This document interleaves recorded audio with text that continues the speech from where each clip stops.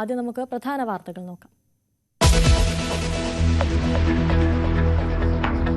ഡൽഹി സ്ഫോടനത്തിൽ 11 മരണം, 30-ലേറെ പേർക്ക് പരിക്ക്. മരണസംഖ്യ ഇനിയും ഉയരാൻ സാധ്യത. നടന്നത് ചാവേർ ആക്രമണമെന്ന് കേന്ദ്ര സർക്കാർ വൃത്തങ്ങൾ.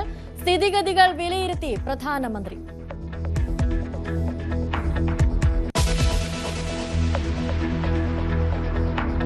പൊട്ടിത്തെറിച്ച i20 കാർ കേന്ദ്രീകരിച്ച് അന്വേഷണം. കാറിന്റെ ആദ്യ ഉടമ പുൽവാമ സ്വദേശി. കാറിന്റെ ഉടമസ്ഥ രേഖകൾ നിയമവിരുദ്ധമായി മാറ്റിയത് 4 തവണ. ഗുരുഗ്രാം സ്വദേശിയായ കാർ ഡീലറെ ചോദ്യം ചെയ്യുന്നു. കാറിലെത്തിയവർ ചെങ്കോട്ട പരിസരത്ത് തങ്ങിയത് 3 മണിക്കൂറിലേറെ. CCTV ദൃശ്യങ്ങൾ ന്യൂസ് 18.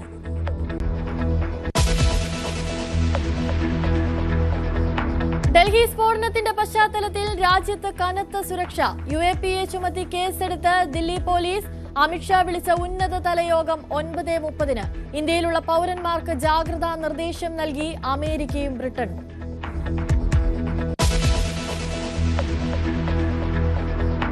ബീഹാറിന്റെ അന്തിമ ജനവിധി ഇന്ന്. 2ാം ഘട്ടത്തിൽ വിധി എഴുതുന്നത് 122 മണ്ഡലങ്ങൾ. ബീഹാറിൽ